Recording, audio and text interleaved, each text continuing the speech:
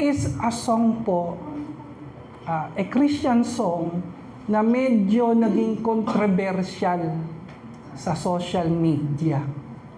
Kung kayo po ay aware, yung kinanta natin kanina na Diyos ka sa amin, marami po ang nagdi-debate dyan, nagbabangayan, ang dami pong nag-aaway po dyan sa kantang yan. Grabe mga kapatid. Pinagtatalunan po yan kung aware po kayo. Sikat po yung kanta na yan na Diyos ka sa amin. Ang dalawang grupo po na nagtatalo po dyan ay ang grupo po ng mga Oneness and Trinitarian. Opo, silang dalawa po ang nagdi-debate. Ano po ang pinagtatalunan po nila? Doon po sa huling mga lyrics. Sabayan niyo po ako. Ano pong sabi sa kanta? Sa lahat ng panahon, Diyos ka sa amin. Sa lahat ng oras, nariyan para sa amin. Panginoong Jesus, purihin ka. Dakilain ka sa buhay ko, aming Ama. Doon po sa last part na yon, doon po sila nag-aaway, doon po sila nagbabatuhan, doon po sila nagrarant, doon po sila nagdidebate. Kasi po, tinawag si Jesus Christ na Ama. Ito po, awit na ito ay para daw po sa mga Oneness kasi si Jesus Christ sa kanila ay Ama. Samantalang ang mga kumakanta po nito ay mga Trinitarian na ang paniwala mayroong isang Diyos at may tatlong persona, Ama, Anak, at Banal na Espiritu. No, as Trinitarian po, hindi po tinatawag si Jesus Christ na Ama kasi ang Ama at Anak magkaiba po yan. Sila po ay iisa pero magkaiba po na persona. So, yan po ang pinaka-ugat ng pagtatalo po nila. Well, ang reaksyon po natin, hindi dapat ito pagtalunan.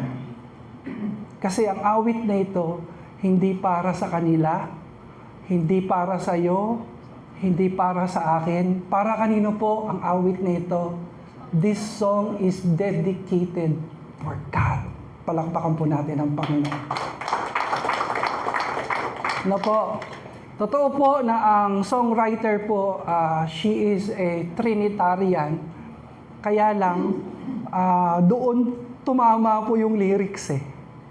Pero kung titignan po natin sa mga ganitong simpleng mga usapin, na pagpapala dalawang grupo, naaawit ito sa mga Trinitarian churches.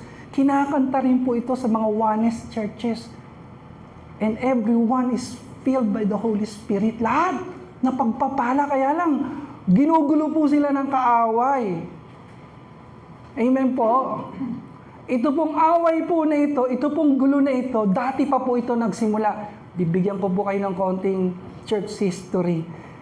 Kilala niyo po ba si Michael Servetus? Si Michael Servetus, 1553, isa po siyang Spanish theologian, doctor, and scientist. He rejected the doctrine of Trinity. Inayawan niya po ang Trinity. Para sa kanya, ang Ama at si Jesus Christ ay iisa. At dahil sa ganitong pagkakamali, alam niyo po ang ginawa po sa kanya? October 27, 1553, sinunog po siya ng buhay. Dahil ang tingin sa kanya, heretic. Tingin sa kanya, kulto. Iba po ang sitwasyon ng araw, iba po ang context. Pero para po sa akin, kung ako magre-react, susunugin mo yung tao na iba sa paniniwala mo, para po sa akin, pagpapakita po ito ng walang awa. No mercy. No mercy. Pagpapakita po ito ng anger, ng pride. Kaya dahil sa iba sa paniniwala mo, susunugin mo siya ng buhay. para sa akin ito po ay hindi katanggap-tanggap. Ewan ko kung tanggap ninyo, pero para sa akin, hindi po ito katanggap-tanggap para sa akin. Amen? Kaya ang prayer ko po sa modern day, prayer ko po, let us respect each other. Sana respetuhin ng mga Trinitarian, ang mga kapatid nating oneness. Kasi kahit kailan, hindi po nila maintindihan yung mga oneness. Kasi po, pag tinignan po nila yung scripture, may paradigm na, may perception na. Ganon din po ang mga oneness, kahit kailan, hindi nila maiintindihan tayo. Tayo po ay Trinitarian. Kasi once na in-interpret natin scripture, naka-paradigm na tayo, may mindset na tayo na may isang Diyos at may tatlong persona. Hindi talaga nagkakaunawaan ito. Pero nakikita ko sa gitna, dapat may respeto. Kasi at the end of the day, pag uwi po natin sa langit, makikita po natin, magkakasama po tayo doon na nagpupuri at sumasamba sa Panginoon. Amen! Pastor, mali pala yung lyrics. Theologically speaking, as Trinitarian, medyo may sabit nga. Natawagin po nating Ama si Jesus Christ. Pero alam niyo po, sa akin, sa pananaw ko po, sa Panginoon po, naiintindihan po niya yan. Kahit nga yung bata na tumatawag na, Papa Jesus, naiintindihan po niya yan. Napakalawak ng pangunawa ng Panginoon. Amen! Napansin niyo po sa Isaiah chapter 9 verse 6, ang kanyang pangalan ay tatawaging kamanghamanghang tagapayo, makapangyarihang Diyos, walang hanggang Ama, prinsipe ng kapayapaan. Sabi si Jesus Christ tatawaging walang hanggang Ama. Maaari mang mali, tawagin siyang Ama, pero sa tingin ko, hindi po yun bigat para tayo itapon sa apoy ng impyerno. Nakuha niyo po, sapagat napakalawak ng pangunawa po ng ating Diyos. Napansin niyo po, kapag si Jesus Christ nagpapagaling, anong lagi niyang sinasabi? Daughter, your faith has made you whole. Lagi siyang tumatawag ng anak. Amen. Kaya kung tawagin mo siyang Ama, para sa akin wala pong problema. Kaya kapag kinakanta po natin yung sa lahat ng panahon, Diyos ka sa amin, sa lahat ng oras, nariyan para sa amin, Panginoong Jesus, purihin ka. Dakilain ka sa buhay ko, aming Ama. Palakpakan po natin ang Panginoon na nakakaunawa, na nagmamahal, at sumasa atin sa lahat ng panahon. Amen. Praise God. Ang Diyos po natin ay kasama po natin sa lahat ng panahon. Sabi po ng Matthew 1:23, siya po ang ating Emmanuel, God is with us. Ang Diyos ay Diyos na kasama po natin sa lahat ng panahon. Praise God. Sino po dito ang pwede pong magsabi na yung po mga iyak moment, alam niyo po yung mga iyak moment, yung may mga mabibigat kang problema, pwede po bang magtaas ng kamay silang mga sinamahan ng Diyos sa mga mabibigat na bagyo, pagsubok na kanyang pinagdaanan? Praise God. Next question. Bilang mga anak ng Diyos, meron tayo mga ngiti moment. Pakingitian ngayon katabi mo. Yan po yung mga pagkakataon na tayo ay pinagpapala, pinapagaling, pinapakinggan ng Panginoon. Sino po dito naranasan niya yung pagsama ng Diyos sa mga ngiti moment? Taas po ang kamay. At kayo pong mga nagtaas ng kamay, palakpakan natin si Lord. Ibig lang po sabihin, in every season, God is with us. In every storm, God is our shelter. Can we say, praise God? In every valley, God walks with us. In every battle, God fights for us. Ilalaban tayo ng Panginoon. Hahawakan tayo ng Panginoon. Hindi niya tayo bibitawan kahit kailan. Sa mga iyak at ngiti po natin, hindi po tayo nag-iisa. Kasama natin lagi ang Panginoon. Praise God. Now, ang tanong po sa hapong ito, anong klaseng kasama yung kasama mo? Yung katabi mo? Sige nga, sabihin mo sa kanya kung anong klase siyang kasama. Sabihin mo sa kanya, alam mo, masaya ka kasama. Alam mo, nakakainis ka kasama kung minsan. Alam mo, ang sarap mo kasama kasi lagi kang nanlilibre. Sino dito lagi nanlilibre? Taas ang kamay. Sino naman po dito yung mahilig magpalibre? Sabi mo sa katabi mo, bagay tayo. Bagay tayo. Hallelujah. Now, tanong, kay Lord naman, anong klaseng kasama si Lord? Kasi kasama natin ang Diyos sa araw-araw. Sa tuwi-tuwi na, anong klaseng kasama ang Diyos? Unang-una po, kapatid, tandaan mo, kasama mo ang Diyos na hindi ka iiwan. Tapikin mo yung katabi mo, hindi ka niya iiwan. At ang Diyos na kasama mo na hindi nang iiwan, omnipresent. Deuteronomy 31:6, sapagkat si Yahweh na inyong Diyos ay kasama ninyo. Kasama natin ang Panginoon sa lahat ng dako. Kahit saan tayo magpunta. Kahit sa panahon na nasa aksidente po tayo. Sa panahon na hirap na tayo. Sa panahon na naipit po tayo. At hindi natin alam kung paano pa tayo mabubuhay. Ang Diyos ay kasama po natin. Amen. Ang sabi po sa awit 139:7-8, saan ako pupunta? Na wala ang iyong spirito, wala ang iyong presensya, saan ako pupunta? Saan ako tatakbo na hindi kita makikita? Kung ako'y aakyat sa langit, nariyan ka. Kung ako ay bababa sa Siol, nariyan ka, Panginoon. Dito po sinasabi ng salita ng Diyos, kahit saan tayo magpunta.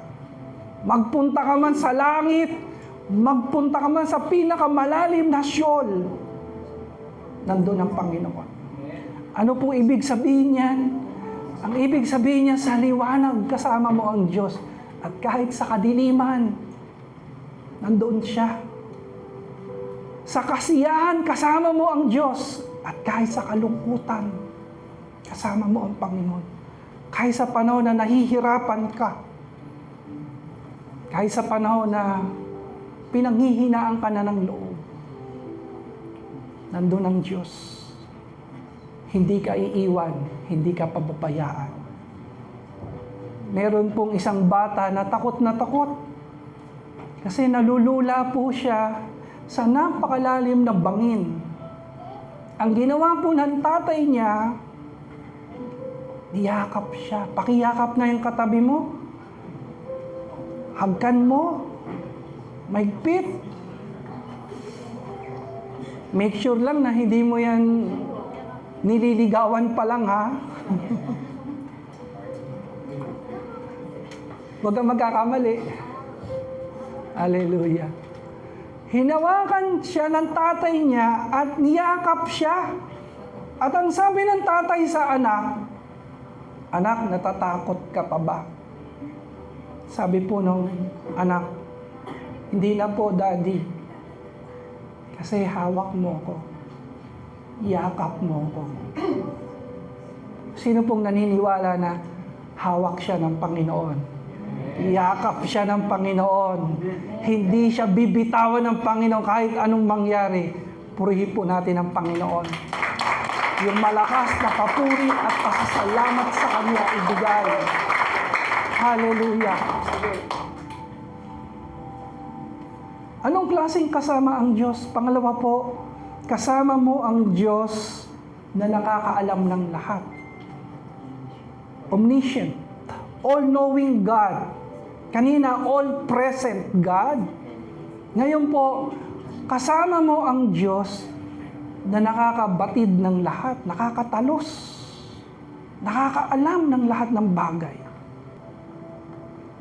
Awit 139 verse 1 and 2, alam mo, Panginoon, kung kailan ako nauupo at tumatayo. Ibig sabihin, bawat galaw mo, kapatid, nakikita ka ni Lord 24/7. Bawat kilos mo. Ganon po tayo tinatangi ng ating Diyos. Jeremiah chapter 1 verse 5, kilala na po ng Panginoon si Jeremiah. Nasa tiyan pa siya ng nanay niya.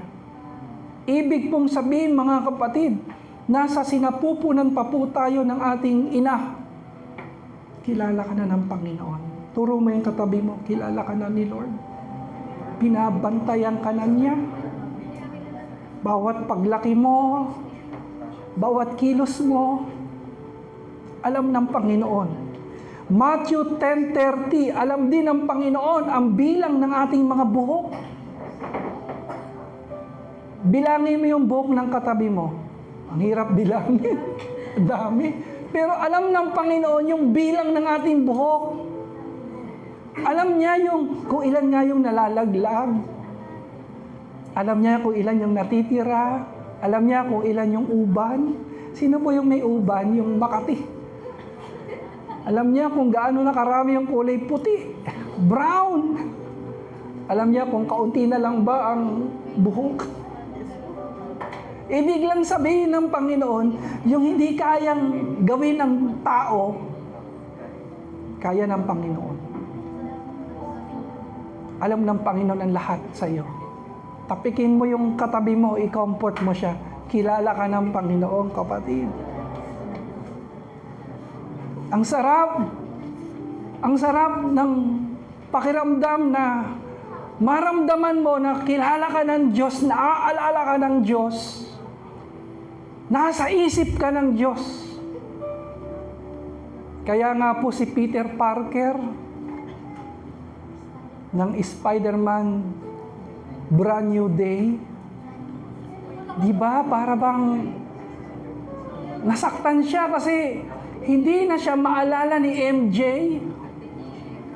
na girlfriend niya, nawala sa memory, nabura sa memory ni MJ, si Peter Parker. Nakita niyo po, napakalungkot ni Peter Parker, napakalungkot ni Spider-Man. Kaya nung si MJ, niyakap siya, ang sabi parang naaalala na siya. Di ba tuwan-tuwa siya? Yung pala, may nag-iba boses. May sanib. May nagkukontrol ng kanyang isip. Nakita mo yung mukha ni Peter Parker. Para bang, wow, ang sakit! Nakalimutan mo ako! Tayo nagmamahalan. Ako nasa puso mo. Nasa puso kita. Nakalimutan mo. Pakisabi nga sa katabi mo, ouch.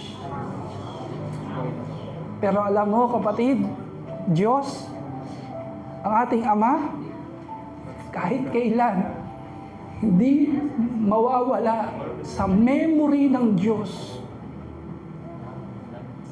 ang bawat isa sa atin. Amen. Sabi nga ng Bible, kung merong nanay na lumimot sa kanyang anak, di ba kadalasan nanay talagang hindi niya kalilimutan yung anak niya? Nanay yan, ibang nanay. Galing tayo sa nanay eh. Pero sabi ng Bible, kung may ina na lumimot sa kanyang anak, sabi ng Panginoon, ikaw, anak, hindi kita kalilimutan sapagkat ang pangalan mo nakaukit sa aking palad. Can we say amen to that? Amen. Kaya hindi ka pwedeng panghinaan eh. Hindi ka pwedeng ilugmok ng kalungkutan kasi alam mo, kasama mo ang Diyos. Kilala ka niya. Palakpakan po natin ang Panginoon. Batid ng Panginoon ang mga sacrifices mo, kapatid. Lahat ng mga paghihirap mo, alam ng Panginoon yan. Talos niya mga pinagdadaanan mo. He knows what is in your heart. Alam niya, pati yung laman ng puso natin. Alam ng Panginoon na gusto natin maglingkod sa Kanya. Alam ng Panginoon na gusto natin makasunod sa Kanya. Amen! Alam ng Panginoon. Minsan nalulungkot tayo pagdating ng offering time. Nakikita ng Panginoon yung heart natin. Nakikita ng Panginoon na minsan malungkot tayo kasi halos wala tayong maibigay. Alam ng Panginoon na nagpe-pray ka na, Lord, i-bless mo lang ako. I-bless ko ang church. I-bless mo lang ako, Panginoon. Tulungan mo lang ako. Pagpalain mo lang ako. At magiging pagpapala ko sa gawain mo. Alam ng Diyos yan. Napakaganda ng puso mo.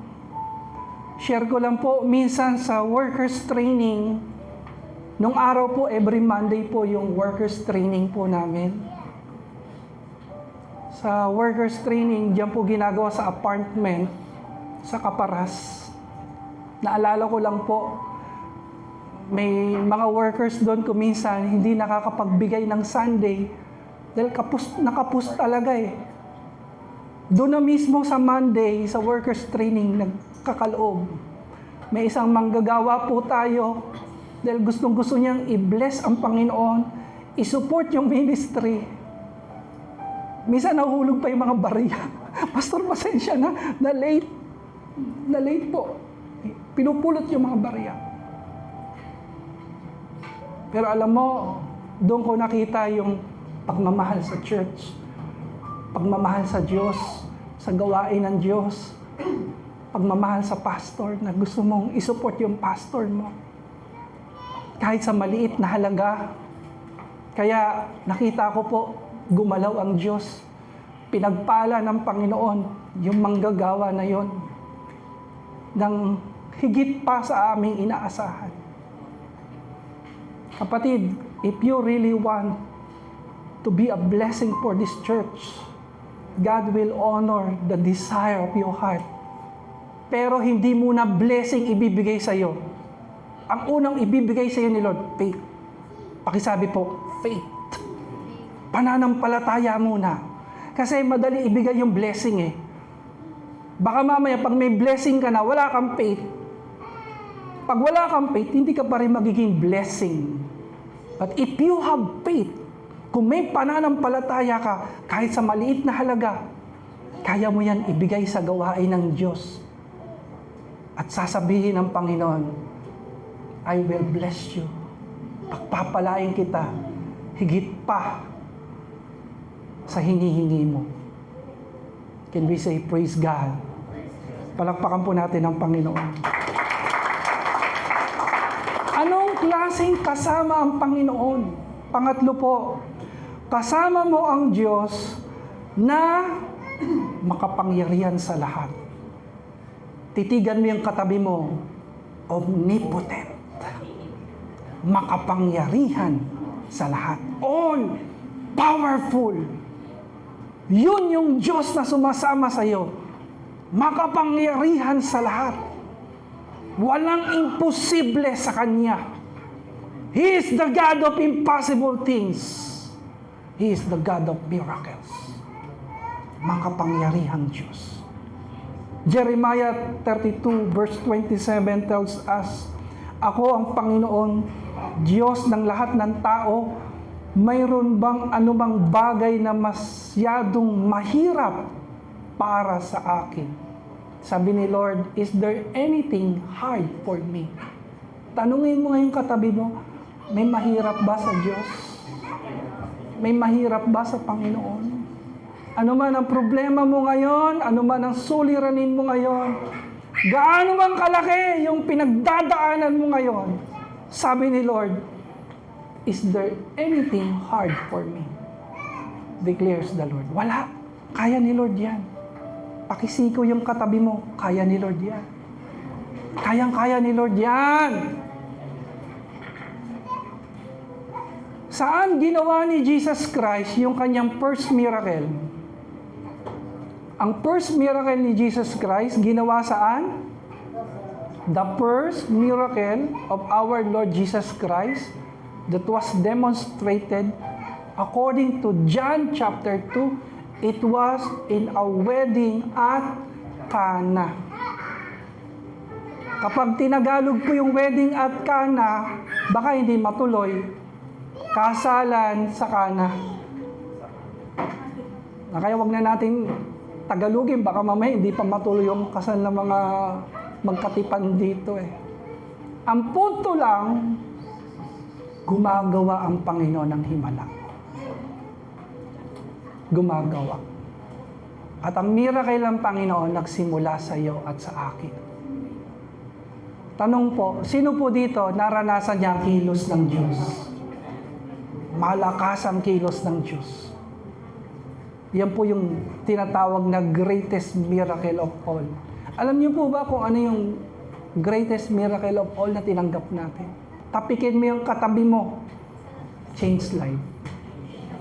Transformation. Bagong buhay. Yan po ang himala na tinanggap po natin mula sa Panginoon. Alam niyo po, ang buhay natin binago ng Panginoon. Dati ang buhay natin, malayo ang puso natin sa Diyos.